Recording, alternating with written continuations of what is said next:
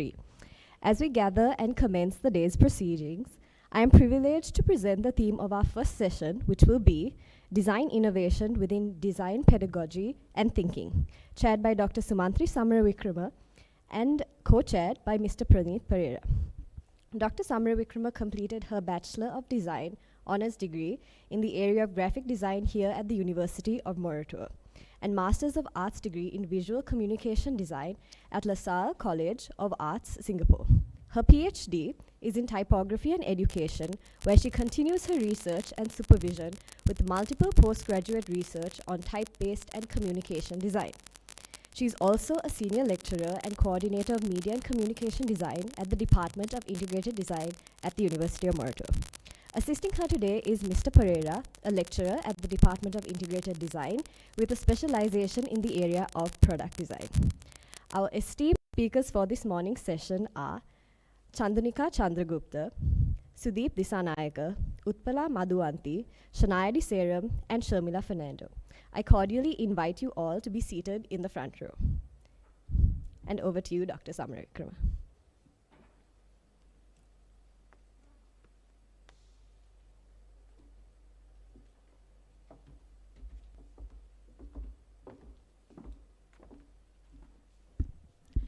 Good morning. It's nice to have you all here, and quite excited to start this session. And it's quite an exciting session where we talk on design innovation within design pedagogy and thinking. So there are quite an interesting set of presenters and presentations. We're looking forward to hearing. So without taking too much of time, I would like to invite the first speaker, Ms. Chandhanika Chandragupta, to share your presentation.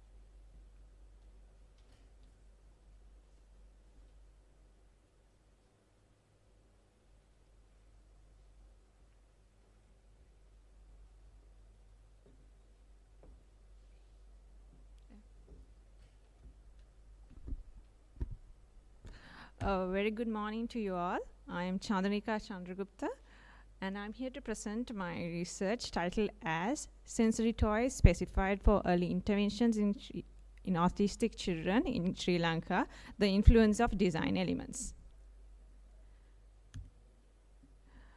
The objective of the study is to identify the degree of importance in each determining factor in design elements towards the sensory toys specialized in for autistic children. And the problem statement of the research is that in the development of the sensory toys, it is important to understand in what ways the autistic children's sensory abilities can be matured through the involvement of the primary senses. Starting off, according to the American Psychiatric Association, autism is regarded to be a spectrum of diseases. Like not everyone who has autism has the exact same symptoms with the same severity. So it is known as autism spectrum disorder. And it is defined as the complex development condition involving persistent challenges with the social communication, restricted interest, and repetitive behavior. Autism spectrum disorder, or ASD, is also considered as a disorder of social communication. But according to the researchers, it is identified that 70 to 96% of them have some difficulties with sensory processing, or 90% of them have atypical sensory behavior. And also, it is stated that sensory processing abnormalities can be divided into two main categories or levels, such as under or hyper processing and over or hyper processing of stimulation.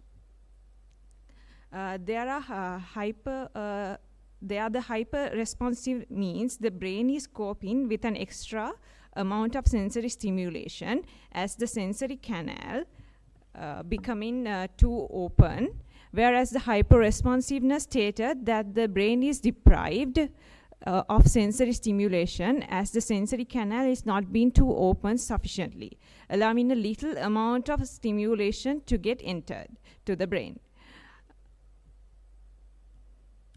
And also while reviewing the papers, it was found that the sensory processing abnormality is mentioned as a nervous system method in which the brain is struggling to receive and respond to incoming environmental information, whether by hyper or hypo responsiveness that enters through the 7 sensory system represented as visual, tactile, olfactory, auditory, gustatory, vestibular, and proprioceptive. So the details are shown in the slide with the description and the characteristics.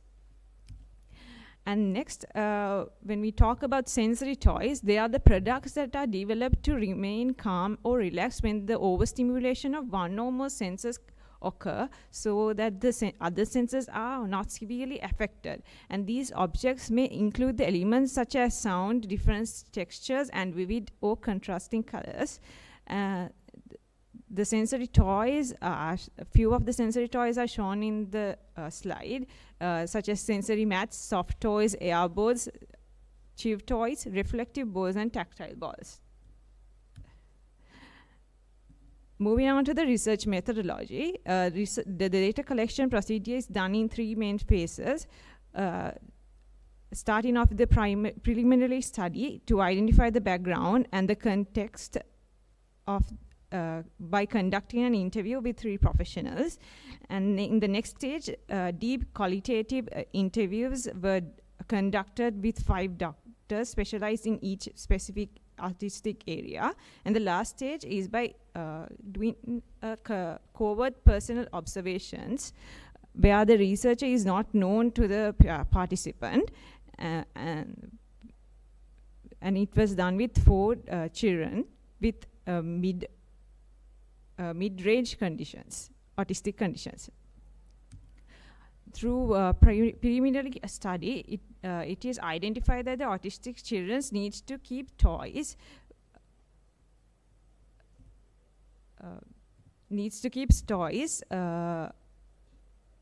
and 65 of them said yes, stated yes, and also the design elements that are mostly affecting is identified as color, texture, and form. Through the graph, you can see it. I have highlighted those design elements. And in the conceptual framework, the color, texture, and form is regarded as the independent variable, as the function of the sensory toys, which is to help the autistic children to relax or remain calm down due to the overstimulation or understimulation of senses, is required the assistance of above mentioned design elements in order to form a toy. Therefore, the dependent variable will be functioning of the sensory toys, finally resulting of the behavior of the autistic children. The moderator variable is added to strengthen the interaction between the independent and the dependent variable. The safety, flexibility, durability, and the material will influence the relationship of the variables. And a combination of design elements, color, texture, and form is interpreted in each moderator variable. And as for the design variables, in this slide, it shows how it is measured and with its indicator. As we all know, color is a visual property where the aspect of any object that may be described in the terms of hue, lightness, and saturation. Then when we talk about texture, it is a tactile perception, what we feel in the physical, touching and actualizations. And then there is form, a three-dimensional object which is created by combining shapes in the order to give the aesthetic and functional value. So the details of the 4 child participants are represented in this slide. So as a summary, as I say, the participant A is an age 4 girl who is hyper-responsive to visual and auditory sensory system, and participant B is a age 5 boy who is hyper-responsive to tactile and auditory sensory systems, and participant C is a age 6 girl who is hyper-responsive to vestibular and visual sensory system, and participant D is a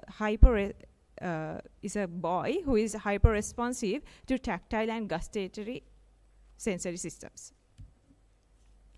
And as for the observation, I have shown detail written in this slide, but to give a summary, the participant A, who is hyper-responsive to visual, needed a warm, contrasting bright colors, but the texture didn't matter.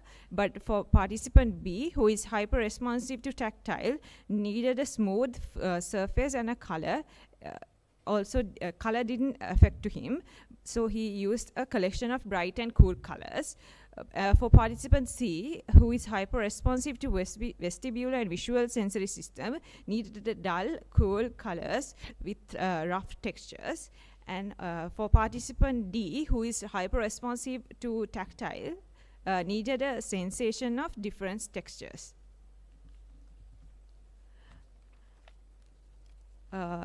Then the results of the observations are summarized in the table shown in the slide. So as I say, so here the color for hyper-responsiveness in autistic children, the color used are a range of cool colors, which are blue, purple, and green, and there are variations. So I have coded it as a calm value, and then for texture, they should have a presence of smooth textures, because their sense of touch is a little bit high than what we feel when we touch a rough surface. So they needed a smooth surface. So that is coded as a smooth surface, mean a regular surface. So I coded it as a regular. And for the form, it didn't matter the form. They normally used a simple geometric forms with visual without a visual confusion, without a visual confusion, with minimal overlapping of objects, and the use of curved edges for safety. And this is coded as a basic category. And in the results for hyper-responsiveness, for the color, they used radiant colors like red, yellow, and orange, which are bright, warming colors. So I coded it as a vivid in the vivid category. So, and for the textures, they have a reduced texture. They have a reduced touch sensation. So the textures, they needed different textures to for their sensory toys. So I have the texture is irregular in surface because they needed different textures. So I have coded it as irregular. And also for the form, the simple geometric forms are used to, same as the hyper-responsiveness. The form did not matter to them. So but the safety is an essential factor. So the curved edges in the sensory toys is found. As for the conclusion, autism is a wide spectrum, so not all the sensory toys affect positively for each and every person, because it is different from the symptoms. It becomes different from each individual to each individual, and since the development of and also then because with the development of products, the basic elements you need to have are the design elements. So when we consider the toys also, sensory toys also needed to have the same elements. And also, even though the color and the texture has had a significant influence of the both hyper and responsive autistic children, but the design elements form did not considered as a concerning towards the designing of sensory toys. So it did actually didn't affect the calming behavior of the children. And as for the recommendation of the future research, these study can be developed into, I have only used a mid-range of autism level, but you can use it into different autistic levels and age categories and other neurodevelopmental disorders. And also extending we can extend it to identify different cultural relationships between the Sri Lankan sensory toys and also the global context sensory toys. And then we can also develop this research by conducting deeply to identify the meanings of the sensory toys through the product semiotics and user behavior.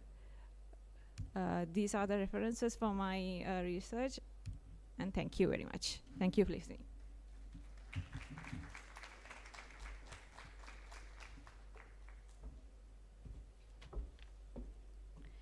Thank you, Ms. Chandragupta.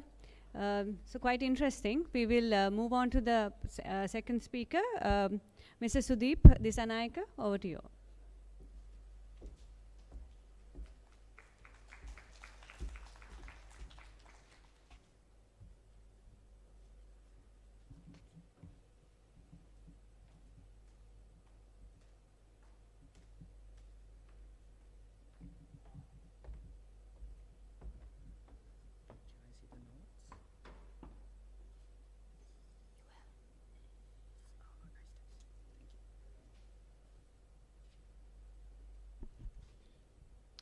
Good morning. I'm Sudeep Sansika, and my research is about identifying gender of inanimate characters in full-length animation movies.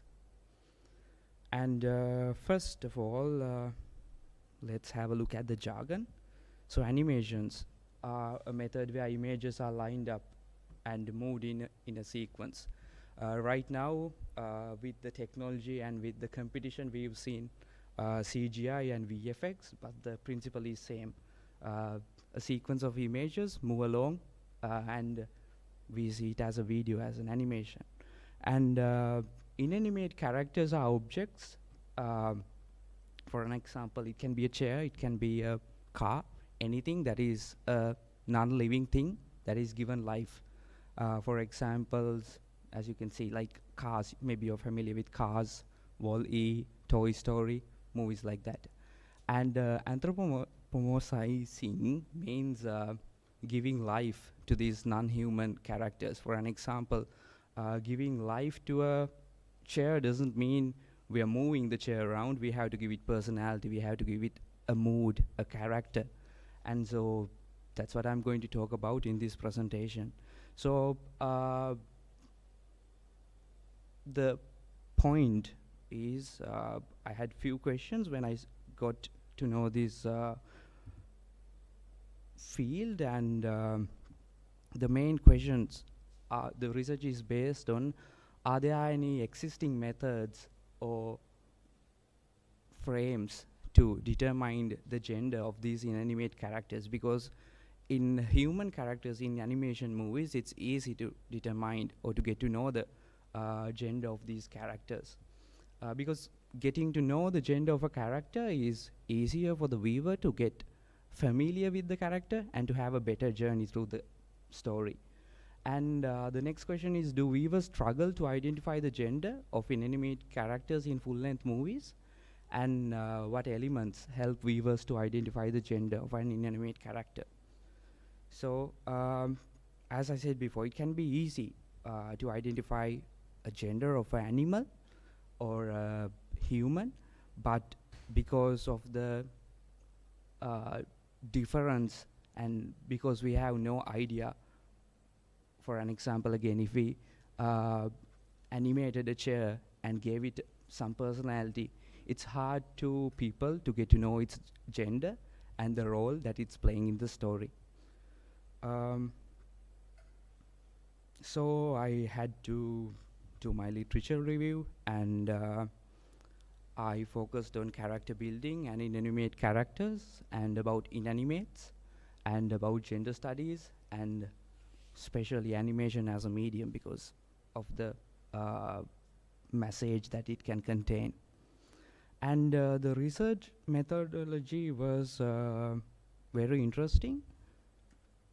I conducted a thematic analysis and I used 2 focus groups to collect and gather data. So when I was having the focus group, I was using social media and I was using the snowball method and several methods to gather people who are familiar with the movies, because I had a time limitation and I had to select 3 movies, and the movies that I selected was Wall-E by Disney, Cars, and Soul, which is also by Disney.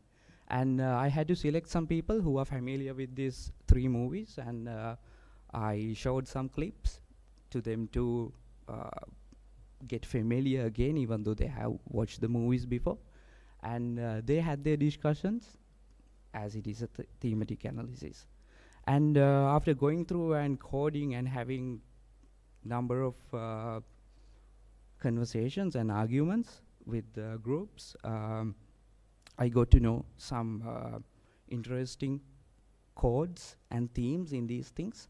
And I should mention that as this is a very sensitive area because I'm dealing with gender, the gender was determined by the focus group, and if they were referring to male and female, feminine and masculine, the themes and the codes were taken forward. So the findings were quite interesting and simple. The physical appearance of female characters were known as very thin, slim, V-shaped characters, and the physical appearance of male characters were identified as bold, bulky, and rough. And the employment and the task of the female characters were identified as soft, caring, especially in the movie Cars, if you can remember Sally, the yellow car, who was taking care of the other cars, training them for their future. And the male characters, their tasks were always to win, and their employment was always riskful, and they had a lot of pressure in their work. And the ratio in the movies, which is controversial, there was a lot of male characters in all these movies, and that was a factor to the group to identify the gender. And the power and the role, this has a very thin margin between the employment and the task, but the power they have between their colleagues or in their day-to-day relationships was identified. The emotional and unemotional attachments between things and between their friends or colleagues were identified, and male characters were identified as unemotional, and female characters were identified as emotional characters. Surrounding belongings was a very important thing. For an example, if the character lives in a room, the belongings and the surroundings, the light, the ambience, and the mood in the room was easily picked, because For an example, in Wall-E, the robot, if you remember, we have no idea in the beginning what's the gender of Wall-E. But when we go for his room, we can identify, as he has collected a lot of gadgets and a lot of posters and a lot of tech. The group identify, okay, this is the point where we find the gender of this person, and he's a male.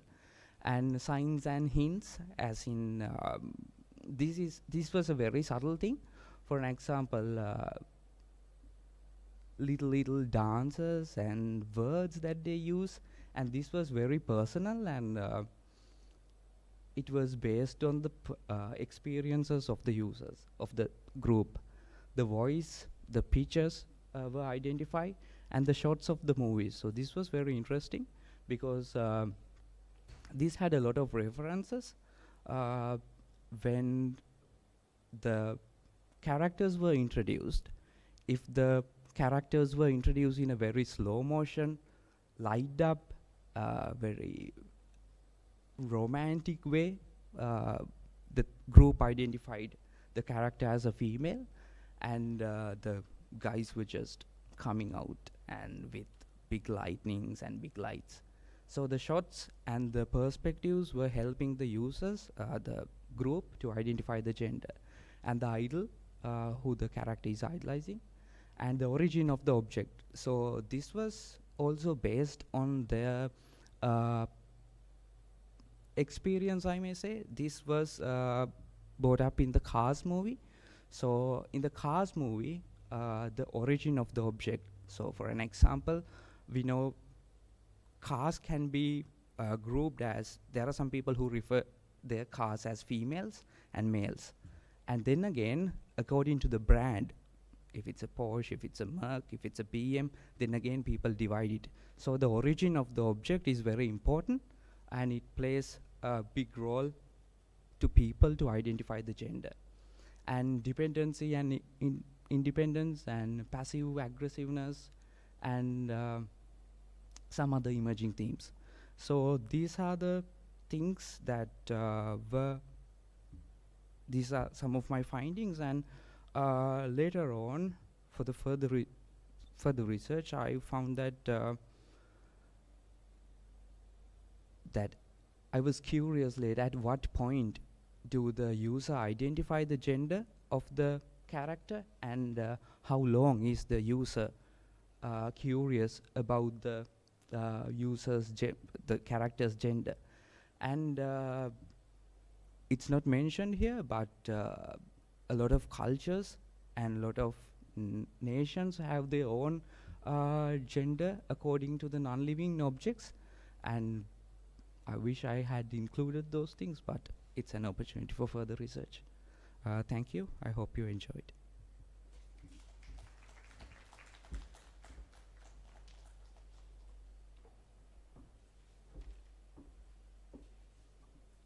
Well, thank you. Quite interesting. We will get into it. I also realized that there's a lot of presentations on children, and next one is also biased to children, even though the animations could be not very completely biased to children. But of course, I would like to introduce the next speaker, who will actually be will tell stories today. So over to you, Utpala.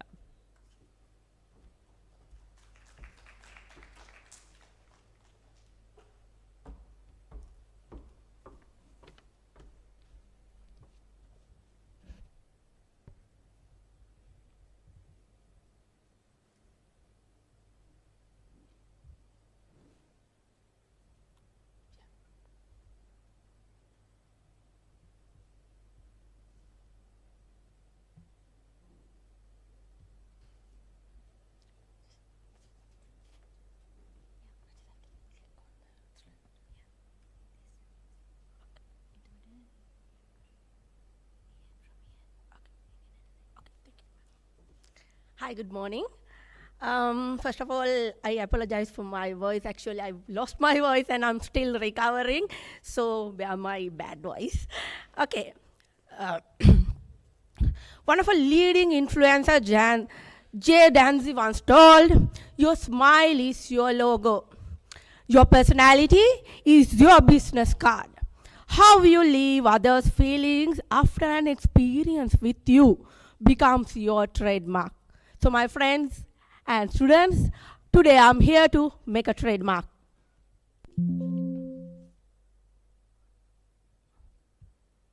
First, I will introduce myself because I'm not a researcher actually. So I will introduce myself and then I will explain about the background of the study and Kacha Simona and the objectives and literature review, methodology of the study, samples of fan mails received and analysis and the conclusions. Oh, I forgot to tell what was the topic, right? Okay, this is the study on how to effectively address the desires, expectations of young readers of Sri Lankan chapter book series written by me. A review based on fan mails received for Kacha Simona, the ongoing children's book series.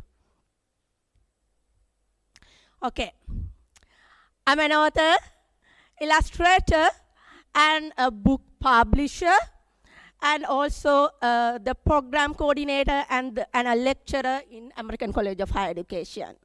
So, you can call me Utpala Madhuvanti or Sanda Utpalavi, that is my author name. Actually, I did my first book in 2012 while I'm studying in University of Moratuwa. Yes, I'm a student of University of Moratuwa. And I have done 7 books so far. And I'm specialized in children's stories. I'm the founder and the director of design in Trimana Publication Private Limited. And I did my first degree, fashion design and product development in University of Moratuwa. And I did my postgraduate in apparel production and management in Open University of Sri Lanka. You might think 2 different areas, yes. Loving ek deyakata way samatha is not there anymore, I guess, right? Okay, I published my first children's book in 2017, which is Kacha Simona. I will explain it later. Okay, background of the study. Children's literature plays a pivotal role in shaping the imagination and cultural identities of young readers, offering narratives that reflects their experience, aspirations, and values. In the vibrant landscape of Sri Lankan children's literature, Kacha Simona series stands as a prominent and ongoing contribution. As children's reading preferences evolve, it becomes imperative to assess how effectively chapter book series such as Kacha Simona meet the desired expectations of young readers. Kacha Simona. Actually, as I said, this was published in 2017 as my first children's book. And I started writing my childhood experiences and illustrate the memories of mine after publishing my first book in 2012. And finally, in 2017, I could publish it. Actually, I was looking for a name for the book. I was writing my experience and I was looking for a name. I couldn't find a name for the main character, though it is my own experiences. Then there was a nickname for me, actually, Kacha Simona, which given by one of my friends. And I thought that would be great to pick that as my first book name. So I made it Kacha Simona. And present there are 3 books in the series. Kacha Simona, the first one. Kacha Simona, Duona Iskole, Vivaga Bhutya, the second one. And Kacha Simona, Duona Iskole, the third one. Right. This accompanied with delightful illustration. You already can see my illustration, so I don't have to explain.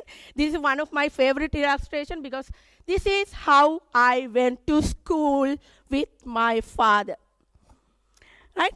This series evolved around the protagonist Simona, a talkative, playful, yet an innocent child with a strong determination for her studies.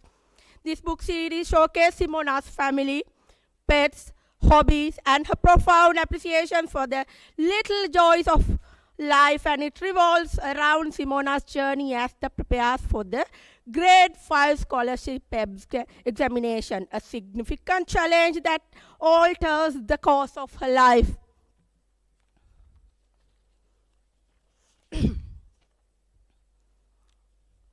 Objectives of the study: to identify key expectations of young readers in Sri Lanka desired to be fulfilled by reading chapter books based on fan mail received for Kacha Kacha Simona. I get letters every week, several letters. There are more than 250 letters already I have received for this Simona series. So, second, to provide recommendations for the enhancement of meeting readers' expectations. Third, to adapt insights for the ongoing development of the series. Though there are 3 books, it's not going to stop from 3. There are going to be more books. So, insight for the ongoing development of the series. And understand educational value and learning opportunities.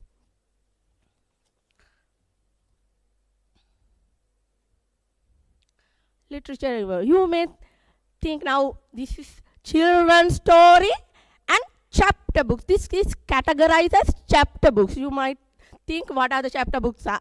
So a chapter book is a children's book, typically a work of fiction of moderate length and complexity divided into chapters and intended for readers approximately 7 to 10 years. And a book series is a sequence of books that are part of the same franchise but can be read in any order. Because each book stands a long story, the books from the same series have connections with one another through characters or settings. In Simona series, characters and settings both are there to connect.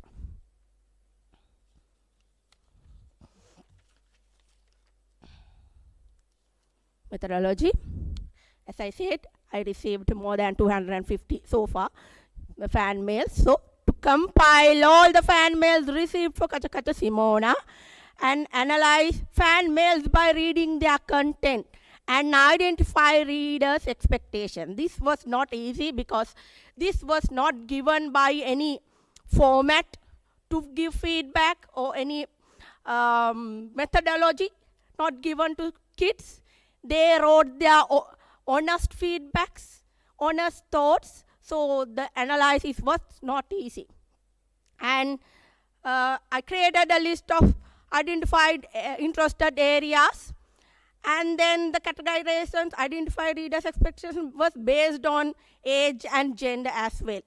And conclusion, to make a conclusion, I thought like discuss the implications of the findings for authors, publishers, or the other stakeholders in the field of chapter books.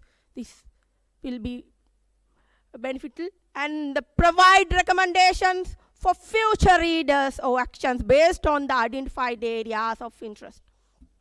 Okay, something interesting now. Fan mails received. There are only 3 samples I have given here. As I said, those were not in any form of questionnaire or anything. Those are honest feedback. You can see පොතේ තියෙන කතාත් හරිම ලස්සනයි. ඒ විතරක් නෙවෙයි, ඒකේ පින්තූරත් හරිම ලස්සනයි. ඒ පොත ගොඩක් කල් මගේ හිතේ ලස්සනට ඇඳිලා තිබුණා. And another one says, කියවන වෙලාවේ ඉඳන් hina යන විදිහේ පොතක් දැක්කේ මගේ ජීවිතේ පළවෙනි වතාවට. Another one says, සිමෝනගේ පොත් සමහර වෙලාවට හිතෙනවා සිබිල් නැන්දගේ පොතක් වගේ කියලා. සමහර වෙලාවට ඒක රෝලන් ඩාල්ගේ පොතක් වගේ වුණා. කොහොම වුණත් නැන්දගේ කතා හරිම ලස්සනයි. කාලකට පස්සේ තමයි මට ලංකාවේ පොතකට ආස හිතුනේ. Okay. There were more. Actually, I picked only these few. And there are some of the drawings they sent to me. And you can see in the right side the longest letter I received and the second longest letter I received. And the lower you can see some of the letters I have laid on the floor just to refer. Right? Okay. So as I said, after analyzing, I identify 7 key expectations of young readers. First one, narration style. Second, humor. Third, real life experience. Fourth, delightful illustration.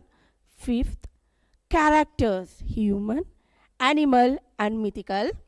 And the sixth one, flow. And the seventh, book layout.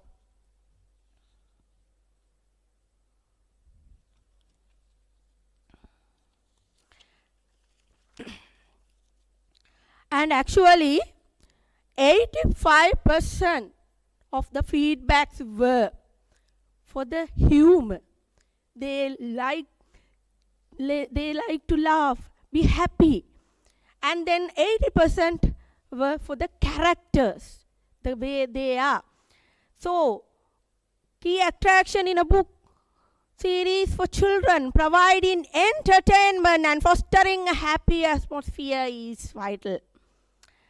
And then for narration style, there are 75% feedbacks and then 70% for illustration. Then influencing children engage a captivative narrative style and visually appealing illustrations enhance the overall experience. And then real life experience. Children connect more when they can see themselves as the main character or envision a friendship with them, creating a personal relatable connection, personal connection. If they can build up a personal connection with the characters. Right, and the last, for the flow and the layout, also there were some feedbacks for more than 40%. The seamless flow of the story and thoughtful page layout are crucial factors motivating young readers, making the reader's experience enjoyable and accessible.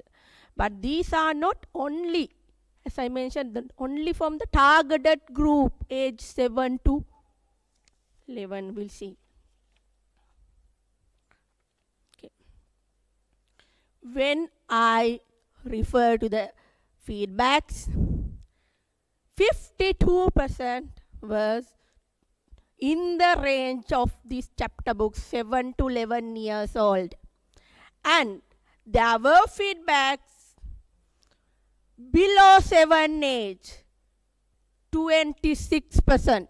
That means kids who are below to age 7 also read these type of series. And there were feedbacks from above 11 adults, even adults, right? 22%. And by gender, the feedbacks were from 70% from female and 30% was from male. Okay. As conclusion,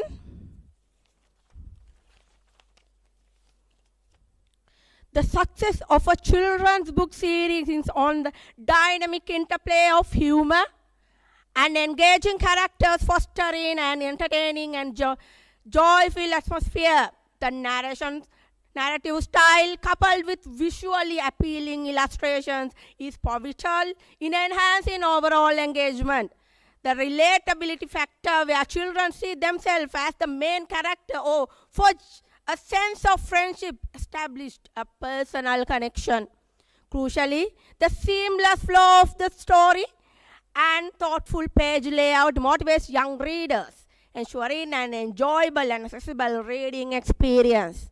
Notably, the appeal extends across diverse age range. And ongoing research explores the impact of gender of the main character to enrich this literary exploration. I believe this is a great start for an in-depth research, more things to be discovered. And this is a wonderful opportunity where my academic background and my passion meets together, because I'm in a different academic field. And this book writing and publishing, I learned A to Z by myself, and I'm going to combine those together now.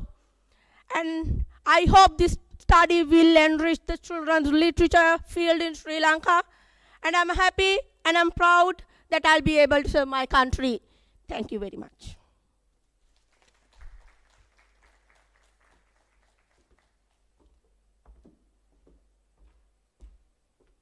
Thank you so much. That was very energetic. Thanks, Uppala. And I think it just woke the whole crowd, which is quite important, because I see the students quite tired with all the work and still energized. And I hope you are also motivated on how to move forward. Because she is actually from the engineering department, faculty. Actually engineering faculty who has gone into this field, and quite interestingly moved on to an area that we rarely see in Sri Lanka, chapter books. So I would also consider her to be a pioneer in chapter books in Sri Lanka. So well done. So today's, I've realized you all already understood this morning session is completely dedicated for children and about children in this except Shamila's, which is the last one. So we learned on sensory, on toys, we spoke about animation, we spoke about books, and now we are actually excited to hear on architecture, on preschoolers. So over to you, Shania.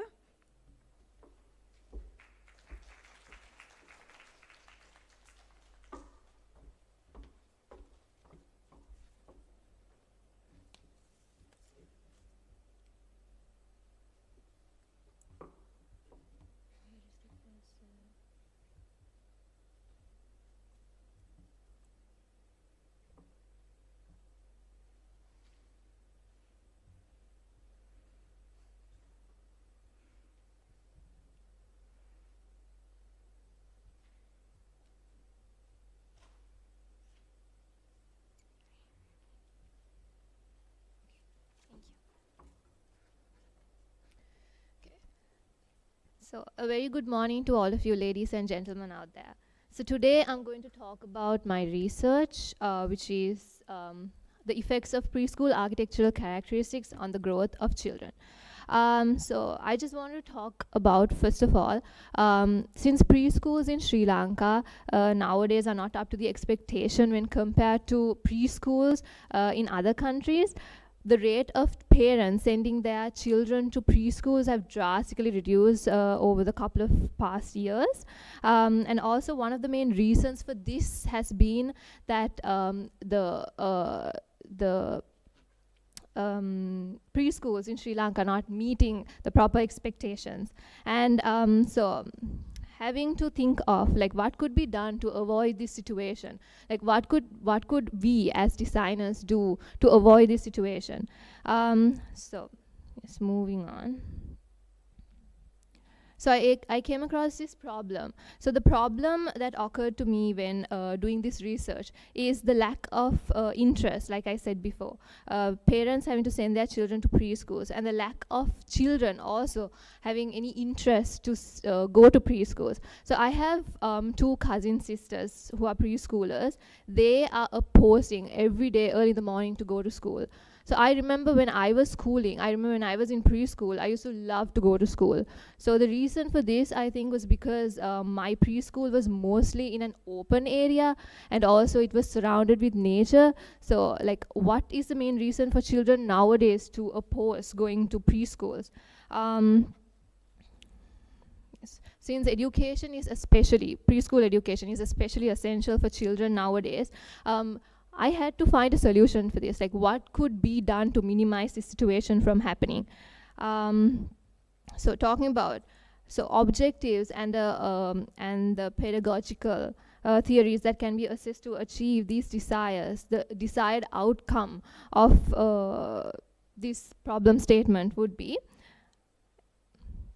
so the objectives are to examine the effects of architectural characteristics on the growth of children. So furthermore, I dived into examining the relationship between the spatial arrangement of preschools and growth of children, and also to investigate on the influence of interior colors and lighting on the growth of children, and to investigate the effects of sustainable design methods in preschools that affect the growth of children. So to conduct this case study, I utilized this research. I utilized case studies from both international as well as local platforms, and also apart from that, I used surveys, online surveys, to gather information, realistic information from expertise from preschool field. And also, while doing this, I also conducted face-to-face interviews, also to gain proper physical experience from expertise.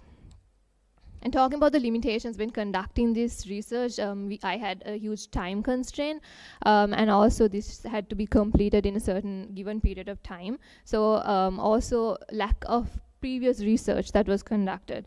There was absolutely, I wouldn't say no, but then I would say a little bit of research that was done on this case study. So that's what I had to go and experience live, take live information and do this research.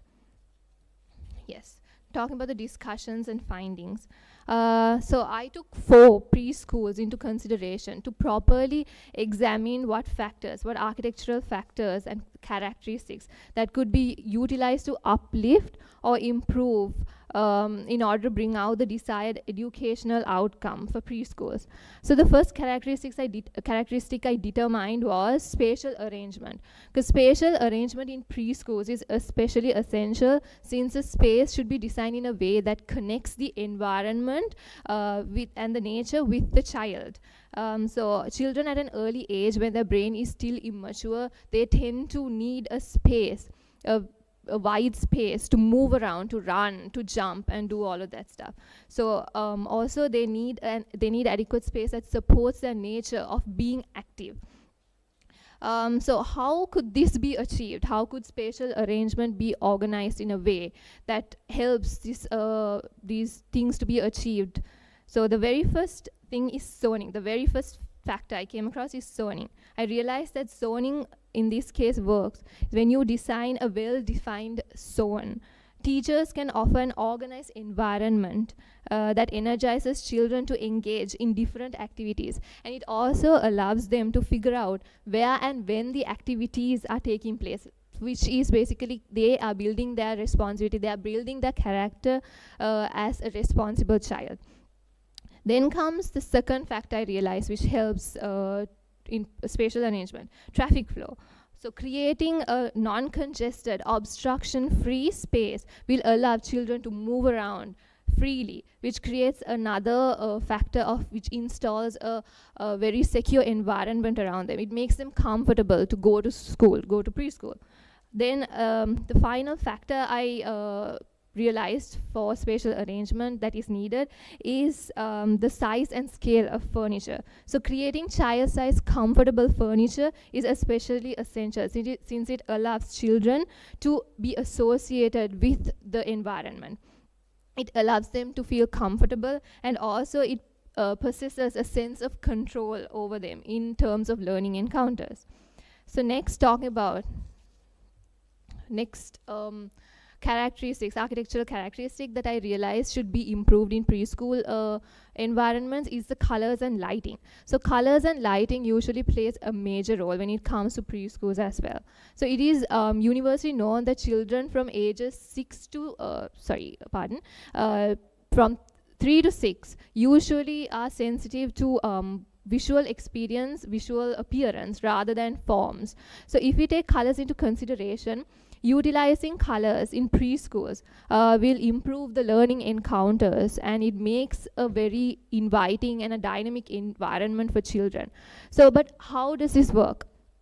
First, do all colors help in creating this type of environment in preschools? Well, no, not all colors help. So if you take cool colors into consideration, cool colors like blues, greens, purples, they will inspire a sense of tranquility in children. So, which means cool colors will help children to feel warm. It will help them to feel cool around the environment. Then taking warm colors into consideration. Warm colors like reds, oranges, yellows will bring inspiration and excitement, as well as joy and warmth, to advance social interaction between children. So this helps children to interact with each other, also with the outer, which helps them in future to interact with their outer society. Finally, coming to neutral colors, so helping a factor for colors, neutral colors such as whites, grays, and delicate pastels. It serves as a calming scenery and keeps the visual adjust in the environment, in the preschool environment. Then we come to lighting. So talking about lighting, lighting is if you take lighting into consideration, in order to make a conductive learning environment for children, both natural as well as artificial environment should be especially used in preschool environments. So natural lighting usually allows children to openly interact with nature, and it also allows them to build a sense of imagination. It ponders interest, and it empowers them to install their investigation abilities. Then when talking about artificial lighting helps in providing them to have enough visual comfort, because sometimes natural lighting may not be sufficient. So therefore utilizing artificial lighting is also essential, as it improves their flexibility in learning and also helps in wayfinding. Yes. Next, moving on to the third element, the third architectural characteristic that I realized lacks in preschools is the use of sustainable design methods. So incorporating sustainable design methods could be using natural ventilation methods, adding indoor plants, trees, and etc. So these usually will stimulate the behavior of children, and it will install an energetic and an enthusiastic behavior, and also in a manner that therefore it will improve their health as well as physical development. It helps children to concentrate better and focus well on their studies, which once again helps the designers to receive the desired outcome. So with that, we can conclude saying that focusing on preschool architecture is essential, as it influences drastically on a child's growth in terms of their mental, physical, and cognitive health, as well as well-being.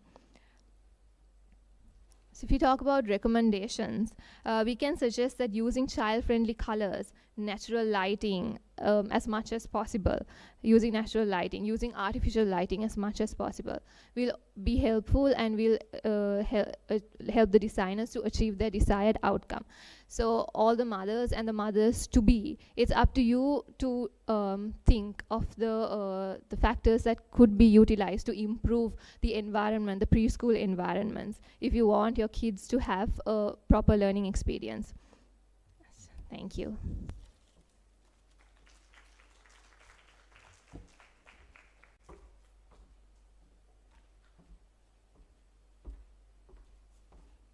Thank you, Shania. So we will move on to our last speaker of this session, Ms. Shamila.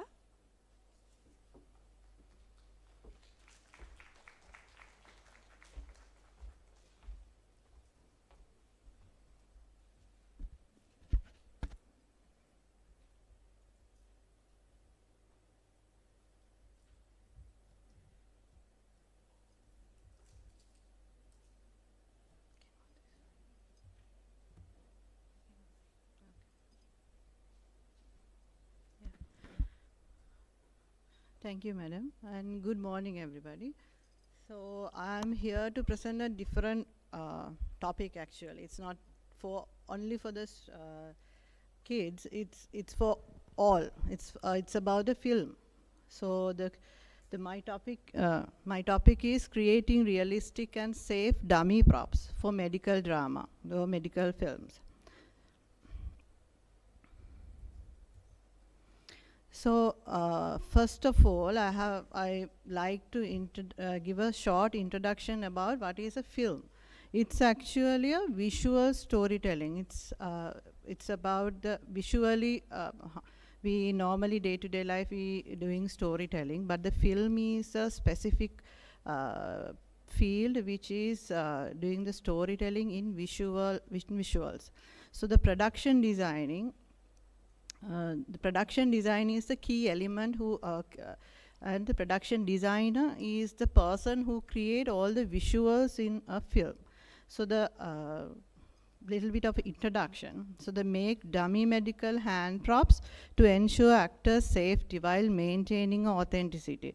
Actually, it's about the production design, and its production design includes in the art department. In art department, they have several departments like set dressing department, prop department, construction department, and special effects. And today I'm addressing the issues in prop department. Actually, the prop department is special because the props, even if I describe in little, this is my prop. So today, if it is in a film, I'm addressing you. This book is my hand prop, and this all the chairs and everything are like set props, and the bags and everything that not movable things are set dressing props. So my research is about the dummy props making, because when we are doing a film, when we're doing a hand props, we need to think about the safety and authenticity both. So the main objectives are, we have two objectives. It's realism and authenticity, and the safety. Because in a medical drama or in a stunt sequence, we can't use the real props, because the medical drama, if it is an operation happening, we can't use real knives because the actor is live, and this all be creating illusion. But we need to convince the audience it's real. So that's the challenge we have. And so what is a movie prop? Film props, short for properties, refer to objects or items used by actors during a film or television production. So these items can range from everyday objects to elaborate, specially designed pieces, and they play crucial role in creating a realistic and immersive on-screen environment. Film props are essential tools for filmmakers to enhance the storytelling, set the time and place of the narrative, and add visual interest to censors. So the film prop types, they have 3 different types: set props, set dressing props, and hand props. So here I did a small few visuals to introduce what is the set props, set dressing, and hand props. So the hand props are mainly the objects with actors directly interact. But the set dressing props is the props, the objectives which we keep for make feeling like what is the environment, what is the place, kind of thing. And this set props is like big props, like if it is a room, the bed, like the furniture and everything. So there are the hand props are the key props. As I mentioned, the hand props types, we are like functional props, writing props, action props, medical props, electronic props, and food and beverage, and so and so. So here today for my presentation, I chosen medical props. So the medical props are 4 main props, like retractable props, human dummies, prosthetic pieces, and movie blood. Human dummies. These 2 pictures are actually from the Good Karma Hospital, which is I worked as a on-set art director. And these two dummies were done by silicon.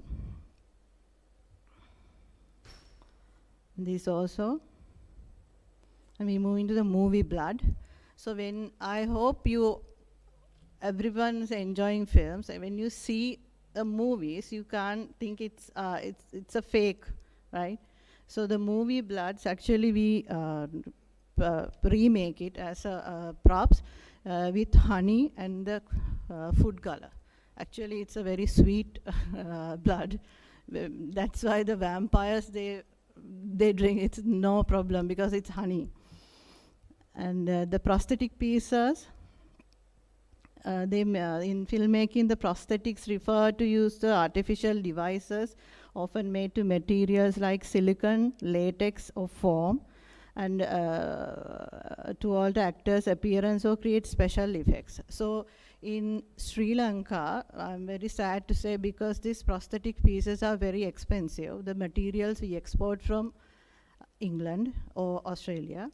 But that's why the Sri Lankan film industry, it's very rare to see the prosthetic pieces and like sci-fi films, movies, because it's very costly high to reproduce the prosthetic pieces. So the retractable, for this research, the retractable props means like the specialized theatrical or film props that have movable or collapsible components. So these props are designed to simulate realistic action or effects while allowing for practical considerations such as ease of use, safety, and efficient storage. So in this project, I worked in Good Karma Hospital, and actually it's a practice-based research, because I had a challenge to make some syringes to actually we need to put into the actor's hand. So the question is how because we can't do it in real because it's a safety matter.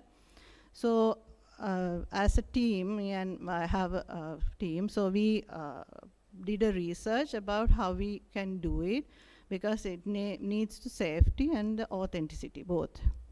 So these are the final things we come up with, and this is how it's happening.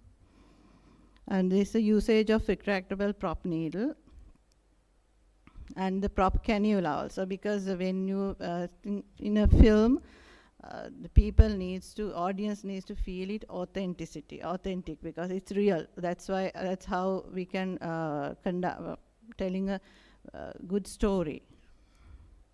And the prop scalpel knives, to the prop scalpel knives, we always use blunt blades and blunt needles. We put a rubber tube and we pumping blood into it. So when it put in the second image, when we do an action,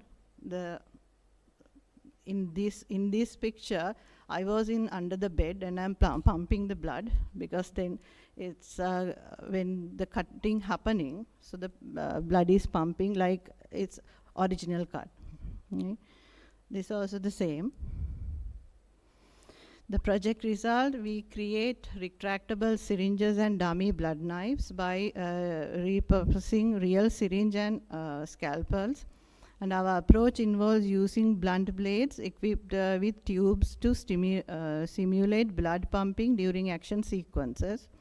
The retractable syringes are fashioned using a straightforward combination of springs, tubes, and blunt needles.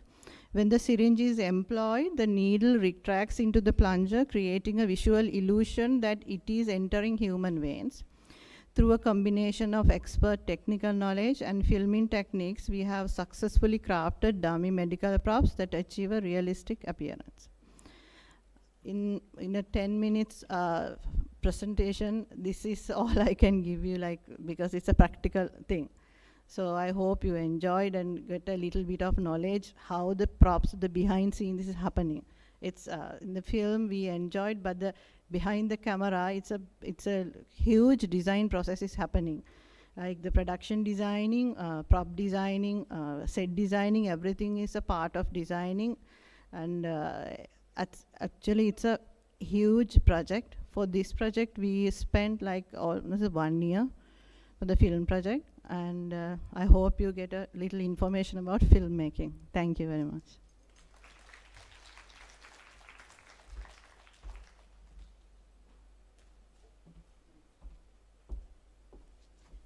Thank you, Shamila. So it's quite interesting, even though we thought it was not child friendly, it was.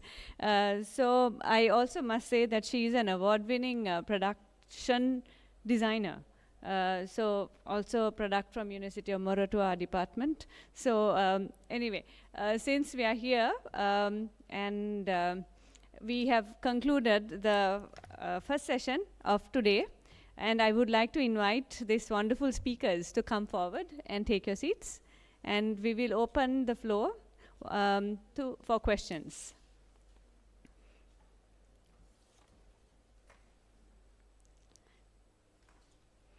You can sit in any order you want.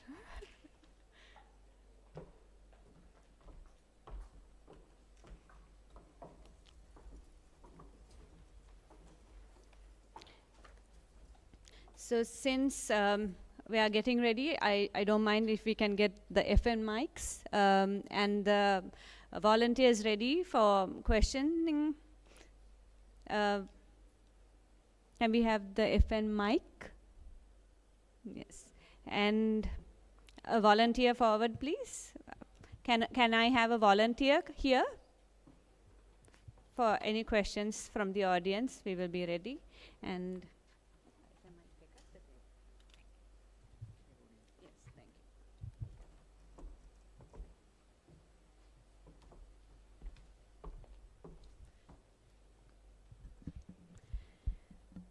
okay, so I would say it was quite an interesting series of questions, and I will also want to introduce my co-chair, Mr.Praneeth Perera, and what we would be at this point would like to really now get into the real sense of what is happening and what was behind this whole research process. And I would actually say that we have two practitioners as well, who are, and as well as 3 research students who are still at university and just graduated and so on. So which is quite a nice combination of what research would be and is, especially when it comes to design. It need not always be a theoretical, and we will always want to see the practical side of it. So with this, do we have any questions from the audience to any of the speakers? I think I have a question. Hi, I'm Praneeth. My question goes to Chandunika, right? I saw an interesting framework in your research methodology with dependent variables, independent variables, and also mediator variables, right? I'm just wondering, it's really interesting, your process. I'm just wondering about the environmental factors, especially what kind of context did you have gone through, and especially you said you can adopt your findings to different contexts. Then what can be the variations, and what about your limitations in your context?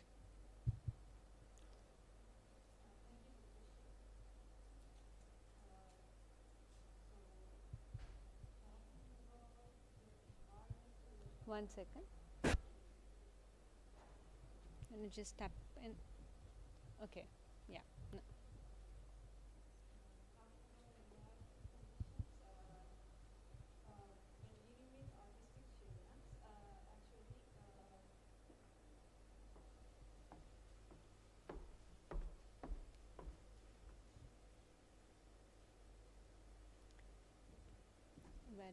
Volume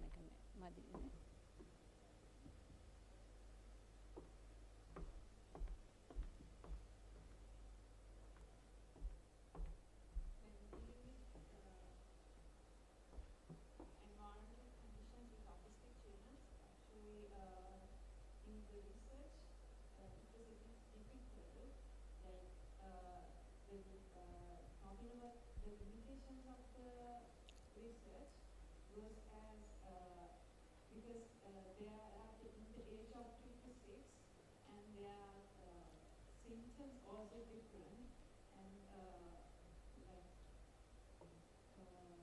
they sometimes becomes wild. They need to be calm using of the sensory toys. So those things happen in the research when dealing with 2 or 3 children in my research. And also we can in further researches for the development of these researches, there are like several levels in autism, like level 1, level 2 and level 3. I have taken level 2 as the in this research because in the level 2 it has an average level and I believe it has given a good result from that. But we can deal with several different contexts like in level 1 and level 3. Level 1 is mild autism level and level 3 is severe autism level. But dealing with severe autism level is a bit difficult because they tend to be more wild and like tend to be more wild, and then also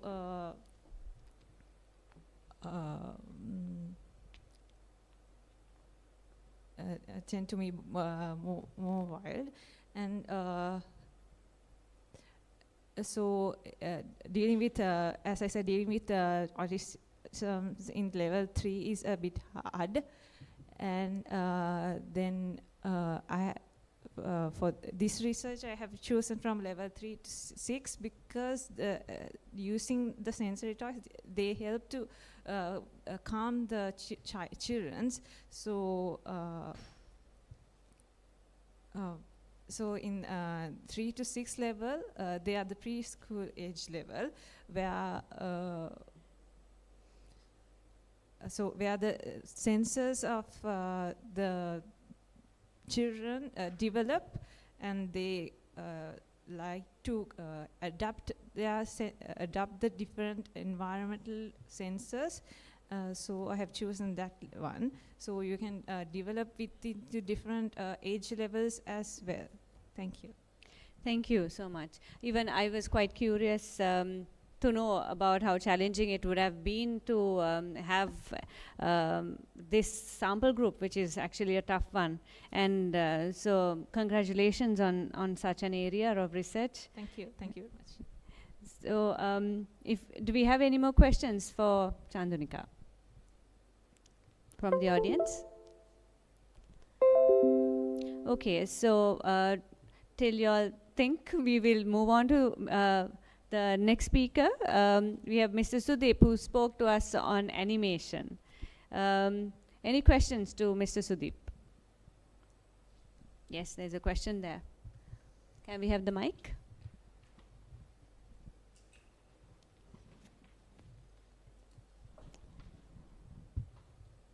Test.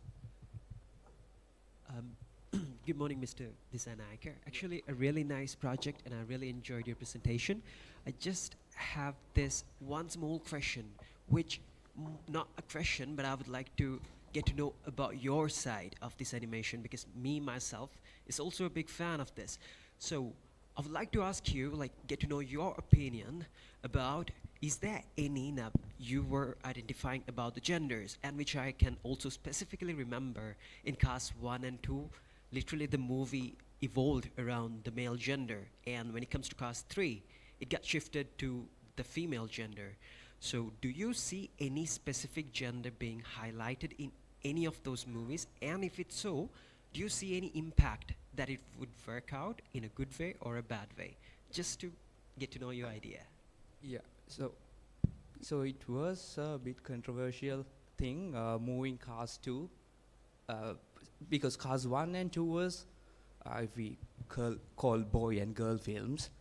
Cars 1 and 2 was boy films. It was about racing, it was about all revenge and all that.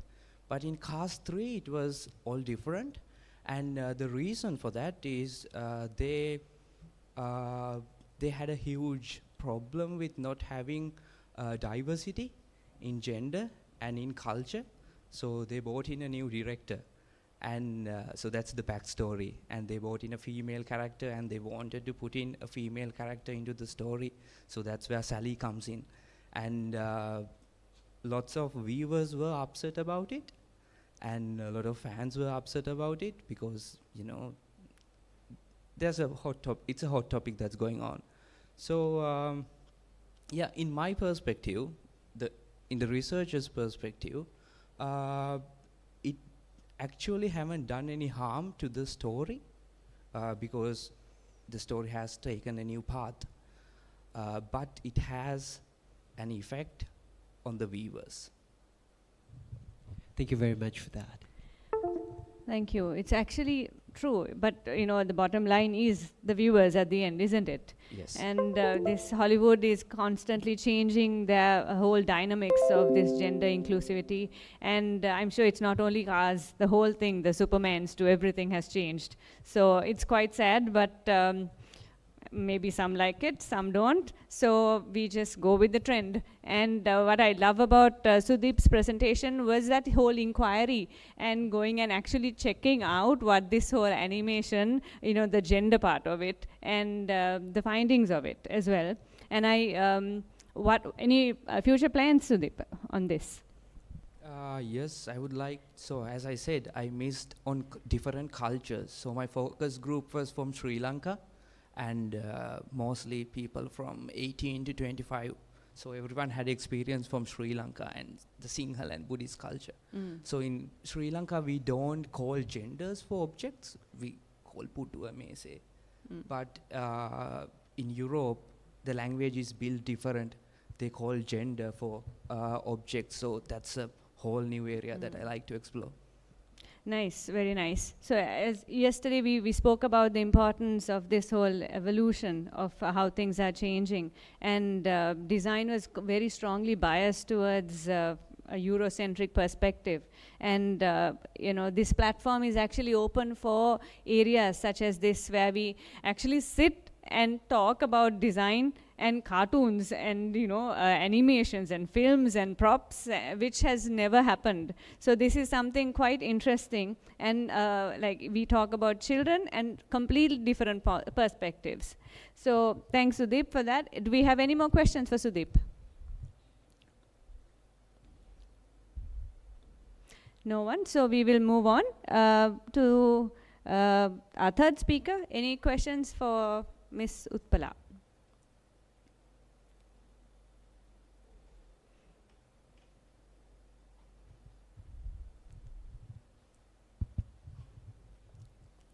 Hi, Utpala. Actually, it's not just it's not a really big question. I need some insights, right? You mentioned about there is an inspiration about relatable characters in those kids. Do you have any idea about what kind of a spectrum is there from realistic characters to mythical characters? We'll take the same example I have done.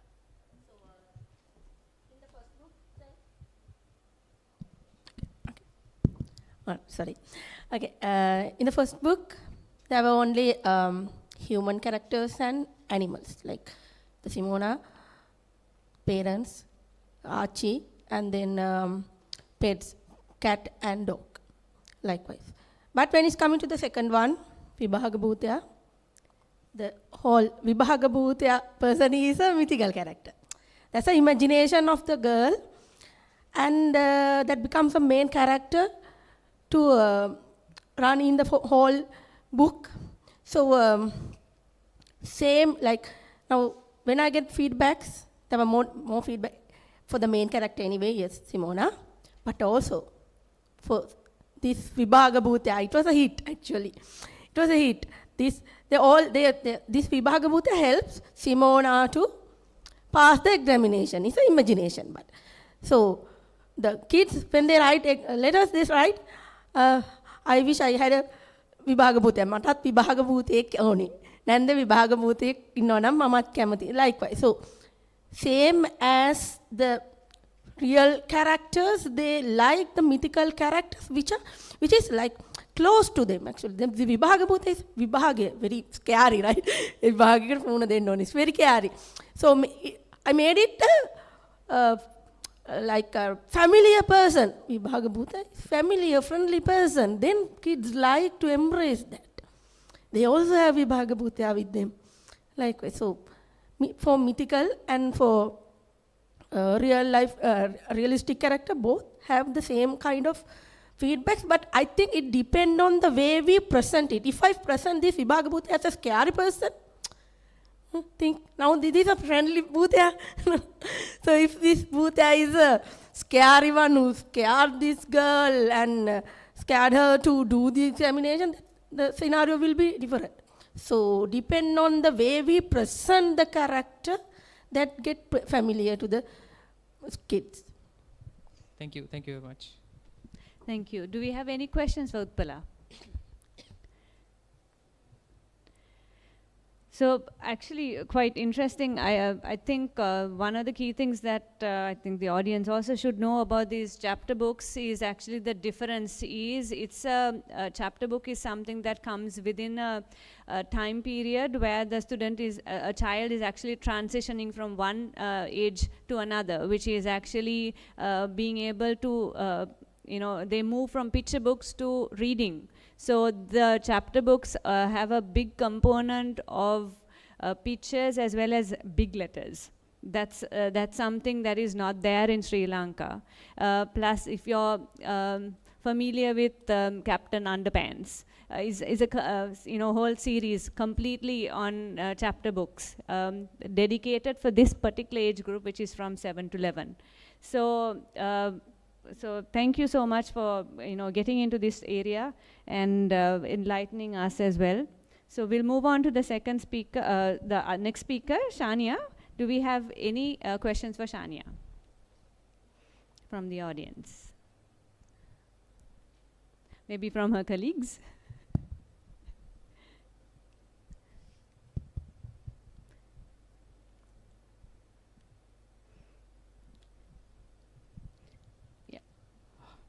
I have one. Hi, Shania. Actually, it's about the central focus of the entire design philosophy in such preschool architecture, right? I'm just wondering, for centuries, the world has been transforming with different central focuses, maybe technology, maybe material-centered, some time ago user-centric, then today we see human-centered design, and we are entering the eco-centric design, which is already delayed, right? What do you think with your study and the references, preschool architecture, where this should direct? Yes, so actually I think it should focus more on, not more on, I would say like 70% of it should be focused more on the ecocentric side, because I think children should be associated more with nature, because as we know nowadays children are mostly associated with technology, and they tend to use smartphones, laptops, iPads and all of that, and they don't really get time to play. They don't get time to experience the childhood we experienced. I think as a 2000 born kid, I also experienced pretty much of a good childhood where I used to play with nature and all of that, but considering nowadays the children, they don't actually get to experience that at all. So I think at least through their preschools or through their early childhood, they should get to experience this ecocentric, this nature-related education system, where they can actually experience the real world, outside world, other than the technological world. So yes. Yeah, I'm satisfied. Thank you. Thank you. Any questions? All questions are directed from my co-author. Thanks, Praneeth. My pleasure. And he's definitely doing his role. So thank you. And I'm quite interested. I also want to tell, during the review process also, it was quite interesting to see how all of these papers come together to simply establish design research in Sri Lanka, while on all the areas that you have been touching on. Just before I move on to the next speaker, Shania, you spoke about zoning and color lighting, and my question would be more towards on wayfinding and lighting. What was your biggest experience there? Yes, talking about the wayfinding and lighting. So what I experienced when actually going to these preschools, I took 4 preschools as examples. So three of them were from Colombo area, and one I took from an outsourced preschool. So what I experienced when going there was that so most of the children, so what I realized is they do wear glasses. So children from small days, I think like back then, you wearing spectacles, wearing glasses was really rare. But nowadays, like taking children into consideration, most of them do wear glasses.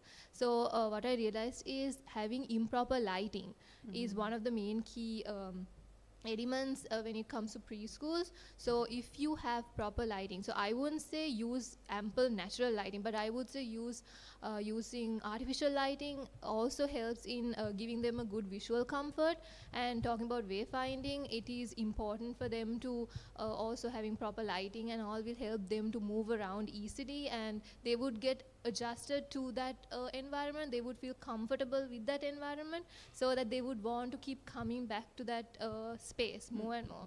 So those were some of the factors that I realized were needed in a preschool. Lovely, thank you so much. And do we have any questions for our speaker on props? Shamila. That was indeed a very interesting presentation. I'm sure you all knew the blood and all that, but you never knew it was sweet. So any questions on how that worked? Actually, I don't have a question. I'm just adding my thoughts. I just got excited when you say the prosthetic equipments are just expensive in Sri Lanka. Are they doing real surgeries in movies? No. Great. No, it's very expensive. Yeah, how was challenging when it comes to different other, in the maybe you have experience within other context, maybe in the... Yeah, especially was the Hollywood, and I had the experience in Hollywood films, American films, Canadian films, and German films, and Bollywood also. So they have money. It's not like Sri Lankan industry. They have a lot of money, and they really think about to use the realistic items for films, because it's not like Sri Lankan industry. They like think about the other industries. They think about mainly the entertainment. So that's why the Marvels and the Superman and the things happening. But unluckily we don't have that money in Sri Lanka. But as a prop master in Sri Lankan films also, as a production designer, we come up with new solutions. Like instead of using latex, we using silicone. And we try to do our best to paint with sometimes we use emulsions also. Even for the things like Anchor, or you have seen the advertisement like Anchor, the milk swirl. So we're using Multilac Brilliant color. And Nipolak is not going to be happy with that. It's Nippon. Even Nipolak also like, but the paint. And for the honey, we use the gear oil, so brake oils. So that's the technical side of this film productions happening. So, but in Sri Lanka also we try to use but less expensive but alternative things also. It's great. I think you may need a huge, broad experience and knowledge about material qualities, material properties, chemicals, and physical also. I think, yeah, it's wonderful. Yeah, thank you. because we have so for film, like almost we have like through 3-4 months for pre-production. We have the facility to research about the things, and we need bigger knowledge about every aspects like material, the functions, and the medical, how is it really happening, right? So even for the medical drama, I personally went to see 4 surgeries in live in a theater, because we need to know how it's happening to recreate it in an authentic manner. So yeah, it's a big industry. The way the industry, you can get more knowledge, more experience, because every project is different. So these days I'm working on a project. It's a 1920s Malabar. We creating in Sri Lanka, the Kerala. It's 1920 Kerala cities we are creating in Sri Lanka for the Sinbad the Sailor story. So we need, so you can gain a knowledge, and it's different ways. Thank you very much. Thank you. Quite interesting. So I'm just also trying to speak to the students here also who are either specializing or hoping to do product design. There is hope in areas and even projects that can lead into this area, which is required. And also, since we have already identified this economic point as a challenge, that would be quite interesting to take forward on how you can actually overcome it. And congratulations on your work, and being such an inspiration, a lady as well, on in a area which is quite tough, and being a production designer, and doing your postgraduate as well. Yeah, it's more research about production designing. Yeah, well done. Thank you so much. Thank you. So do we have any more questions? Yes. Just again, hi. Just a small question about this. Now, I figured out in Sri Lanka we have some arenas where we don't literally pay a lot of attention to, but if we really do, I'm sorry, if we really do pay attention to, we can gain like a really good exposure to the world.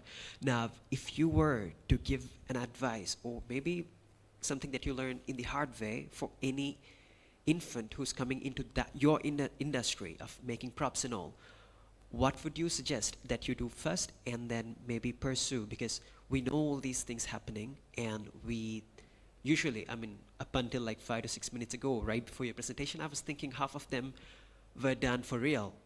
But, but yet, now if anyone is coming into this, I would like to know which stream that they should follow, and like a small guidance, because I've never thought that this was such an industry in Sri Lanka as well. Yeah, it's actually everything is done by the designers, but they don't. The Sri Lankan designers, they really don't have very academic base, but the practice base they have. If anyone want to join this field, you need to work very hard. So that's the first advice I'm giving, and you need to observe people, because it's always, the film is telling stories about life. So if you really like to join the film industry, especially film industry, you need to work hard, at least 18 hours per day, to learn, to do things, because then the second thing is you need to observe more, you need to watch films, and if you like, you can get the internship to joining in a Hollywood or Bollywood film, because actually the most of the films, like these days also 4 or 5 films are happening here, and a lot of interns were working with us to join in the film industry. Would you like to share what the names are, or are you allowed to share? No, it's really, I can't say the film names. It's, but my film is Lions of the Sea. One film, and you can join with us. If anyone is interested, please contact me. I can arrange. But the basic thing is you need to work hard, and you need to observe. That's the thing. Otherwise, if you don't like to work hard, like 8 hours per day, you can't work in film industry. Thank you very much. I really do understand and appreciate that. Thank you. Thanks. So I believe designers, it will also fall into the same category. So obviously anybody, yeah, you cannot survive. It's never a 8 to 5 job. So yeah, we all know it. We will. So this is a wonderful platform. Thank you so much. I think we are around 6 minutes behind our scheduled time. So thank you and all the best. And we would like to award the speakers with a certificate.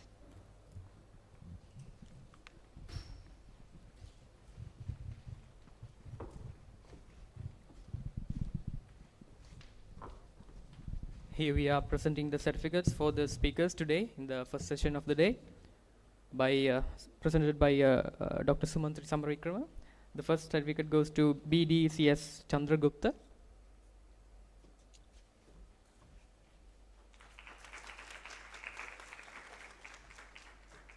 The next speaker, SSS Disanayaka.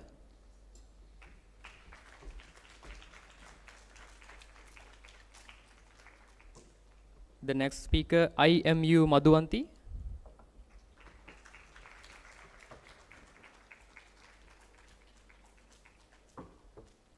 The next speaker, SAD Seram.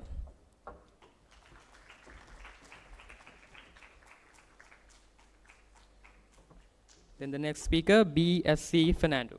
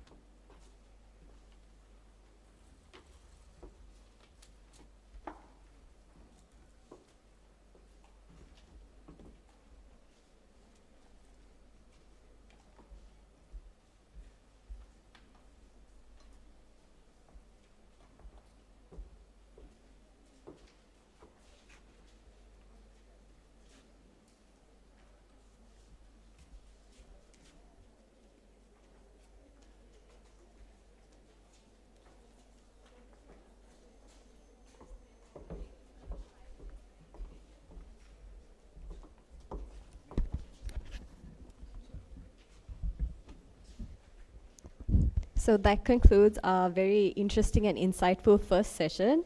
Ladies and gentlemen, we will be taking a short 5-minute break before we commence our second session for the day.